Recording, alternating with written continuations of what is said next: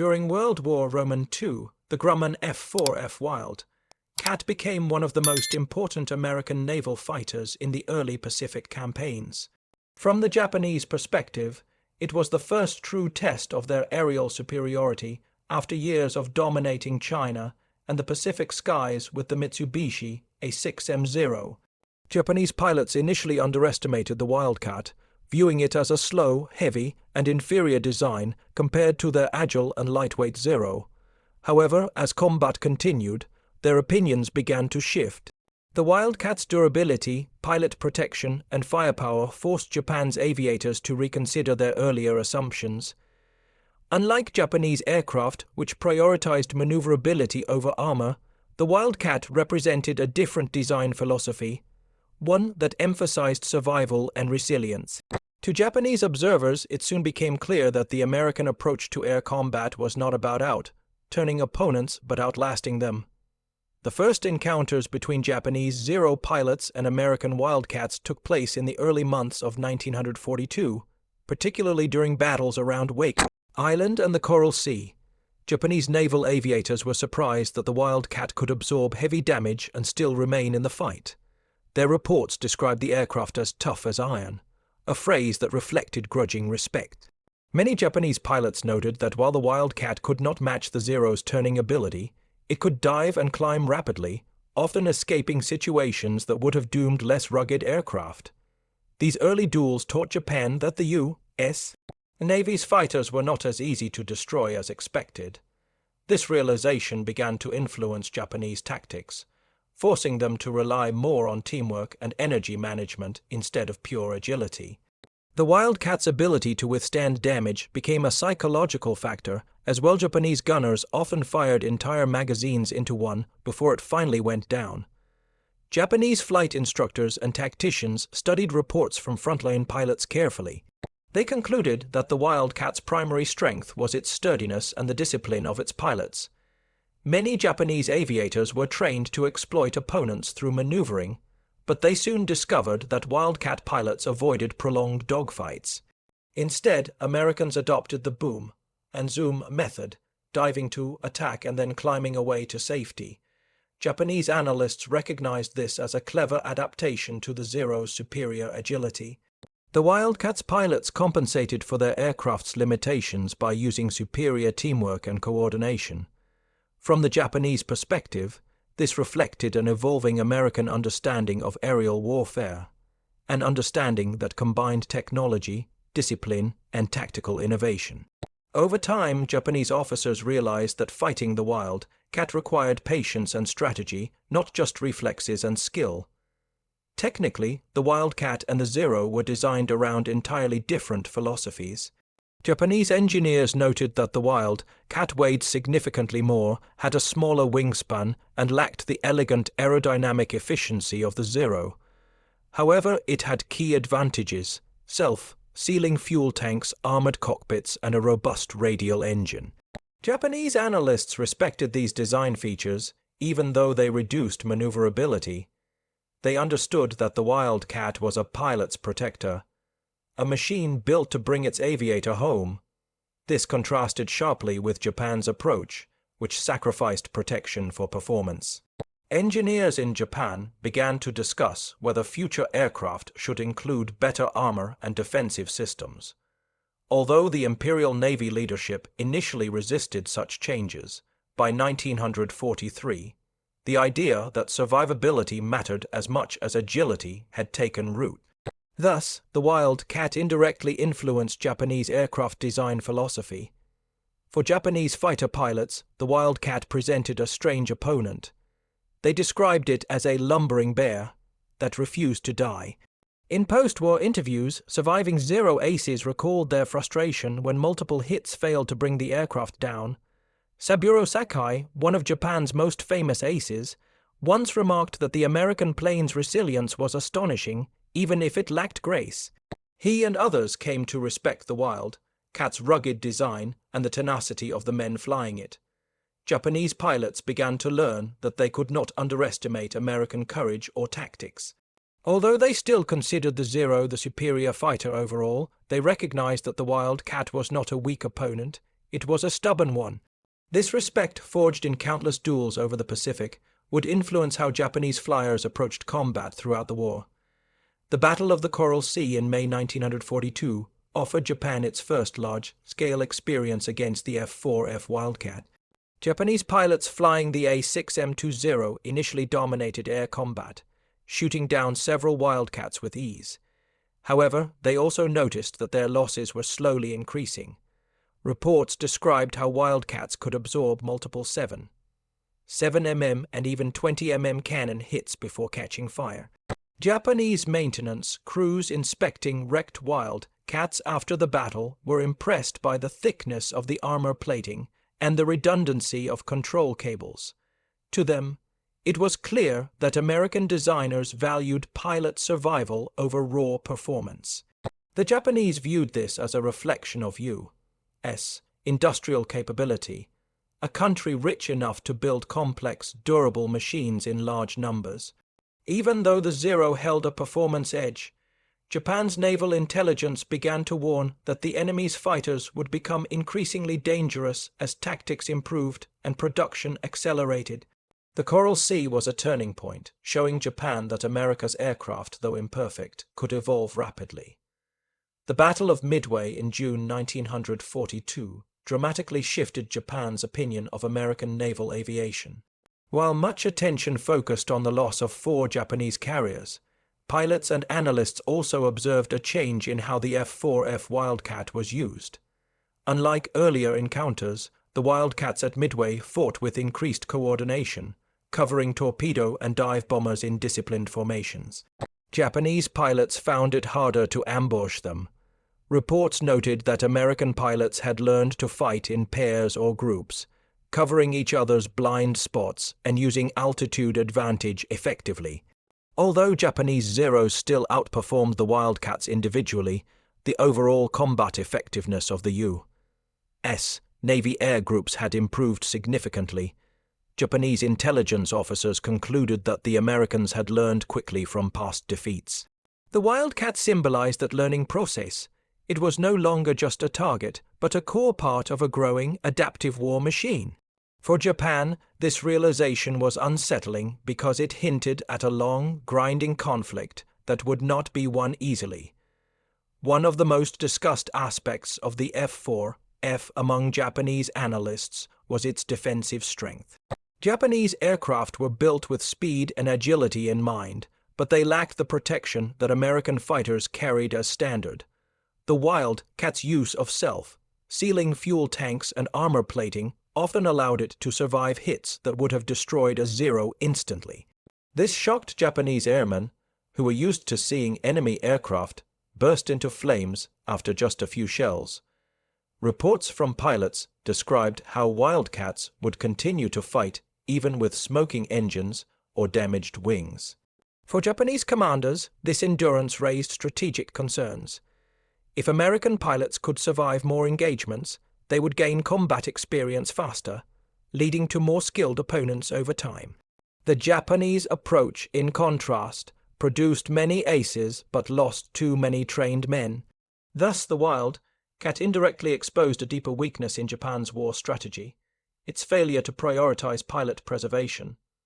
As the war dragged on, Japanese pilots began to feel the psychological strain of fighting an enemy that refused to break. The Wildcat came to represent that resilience. Pilots described it as a symbol of American toughness, slow to maneuver but impossible to intimidate. In air battles over Guadalcanal, Japanese aviators were frustrated by how U.S. Marine and Navy pilots continued fighting even when outnumbered. Many Japanese veterans later admitted that this defiance affected morale. The Wildcat's presence in the skies became an omen that the Americans would not retreat easily. Over time, Japanese flyers stopped dismissing the Wildcat as obsolete and started respecting it as a worthy adversary. In military reports, the tone shifted from mockery to grudging respect. The Wildcat taught Japan an important lesson. Wars were not won only by superior machines, but also by the spirit and training of the men who flew them. This realization came too late to change the course of the war. During the long campaign for Guadalcanal in 1942–1943, the F4F Wildcat reached the height of its fame, and its reputation among Japanese pilots solidified. The air battles around Henderson Field were brutal, fought daily in heat, rain, and exhaustion.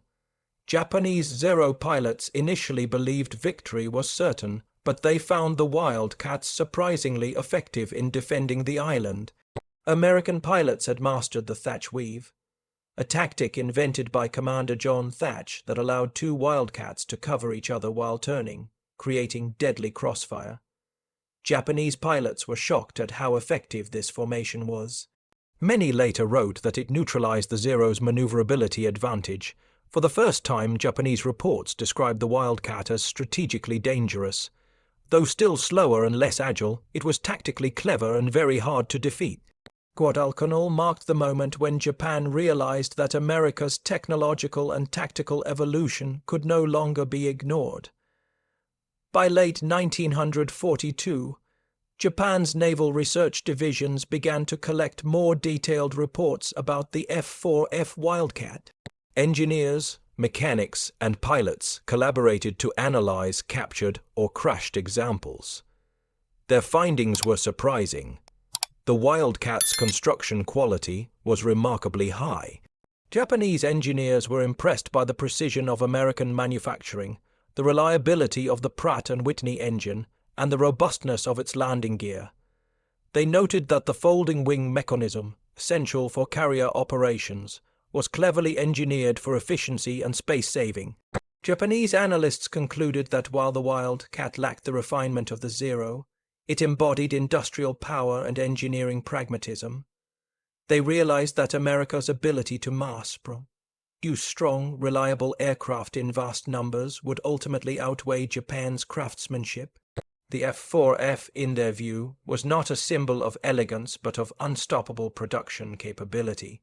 This conclusion unsettled Japan's high command, for it suggested that technological quality mattered less than the ability to sustain war through industry and logistics. As Japanese pilots gained more experience fighting Wildcats, their aerial tactics subtly changed. They began to avoid long-turning engagements and instead used heists, bead passes or diving attacks to exploit their aircraft's advantages. Squadron leaders emphasized teamwork and altitude control, learning to conserve fuel and energy during prolonged dogfights. These adjustments were a direct response to the Wildcat's strengths. Reports emphasized that while the Zero could still dominate one-on-one, the Wildcat's coordinated defense made surprise attacks difficult. Japanese pilots also started to recognize that the Americans were improving faster than expected, both in tactics and technology. This adaptation forced Japanese training schools to re-examine their own doctrines, which had long focused on individual heroism. The Wildcat, in effect, taught Japan that air combat was increasingly becoming a matter of discipline, teamwork, and technological support, not just pilot skill. Unfortunately for Japan, its rigid military structure struggled to implement these lessons fully before the arrival of newer American aircraft. By 1943, Japan had begun introducing improved fighter models such as the A6M Zero and the Kawanishi N1K George. Japanese engineers compared these new designs directly with the F4F Wildcat and its successor, the F6F Hellcat. The consensus was that the Wildcat represented an earlier phase of American design philosophy, solid, protective, and reliable, but that its spirit lived on in later aircraft. Engineers acknowledged that the Wildcat's emphasis on survivability had set a new standard. They admired how the Americans managed to maintain strong offensive capability without sacrificing pilot protection. Some Japanese designers even proposed adding armor and self-sealing tanks to new aircraft, though shortages of materials and resources made it difficult. The Wildcat, while technically surpassed by newer models, remained a benchmark in Japanese comparative testing. It was viewed as the foundation stone of a modern fighter doctrine, one that balanced power, protection, and production feasibility. The entry of the Hellcat and Corsair into service in 1943–1944 ended Japan's air superiority for good, but the Wildcat's influence lingered in Japanese memories. Many pilots looked back and realized that the Wildcat had been the first signal of America's rising power. It was not the most elegant or the fastest fighter, yet it was reliable, efficient, and deadly in capable hands. To Japanese strategists, the Wildcat marked the moment when the balance of the Pacific Air War began to shift irreversibly.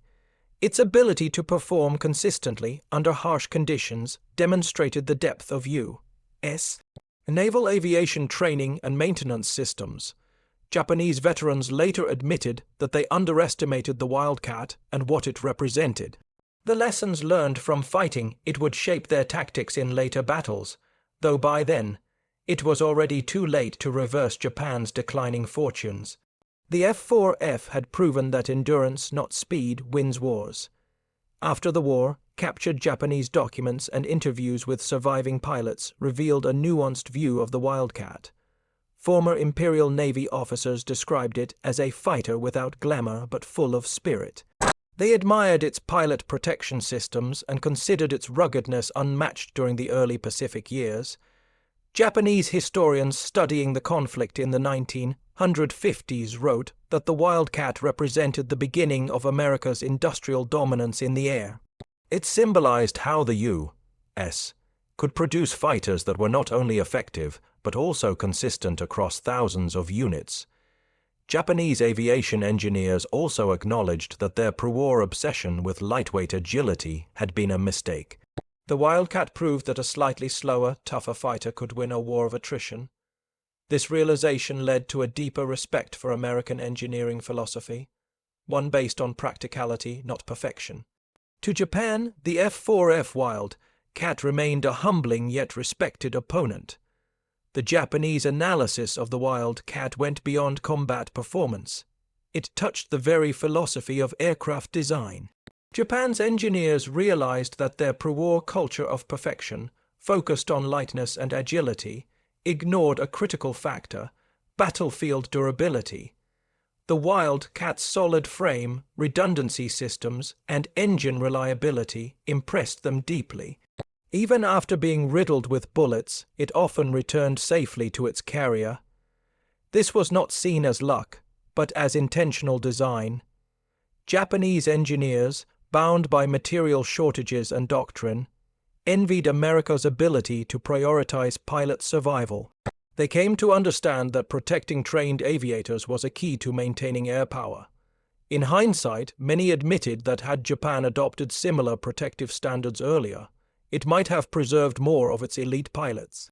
The Wildcat's toughness symbolized a new kind of warfare: industrial, technological, and sustainable. This shift in understanding deeply influenced Japan's post-war aviation industry, which began to value balance and reliability over extreme performance.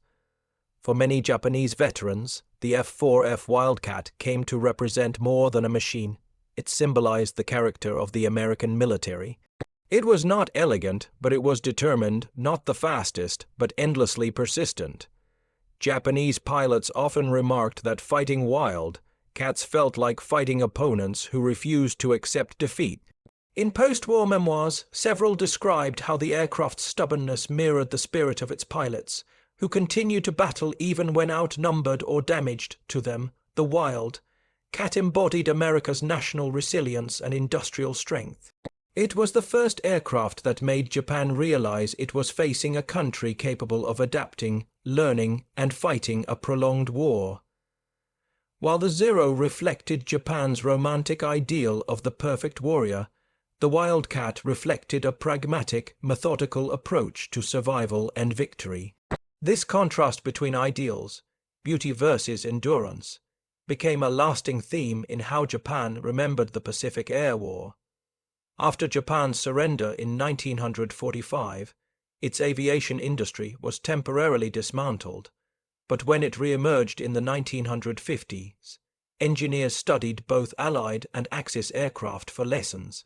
The F4F Wildcat was among the designs examined closely for its balance of simplicity and strength. Japanese engineers respected how efficiently it could be maintained and how well it functioned on rough carrier decks. The post-war aircraft of Japan, such as the Fuji T-1 trainer and later defense models built under U.S. cooperation, reflected these lessons in their structure and reliability. The Wildcat's emphasis on ruggedness, modularity, and pilot protection became guiding principles. Japan realized that future aviation success depended not on extreme maneuverability, but on system integrity and adaptability. Thus, the F4F left an indirect but meaningful legacy in Japan's post-war technological mind, showing that true excellence lies in durability and balance rather than sheer performance. Beyond military circles, the Wildcat also took on symbolic meaning within Japanese wartime and post-war culture. In wartime propaganda, it was initially mocked as clumsy and outdated.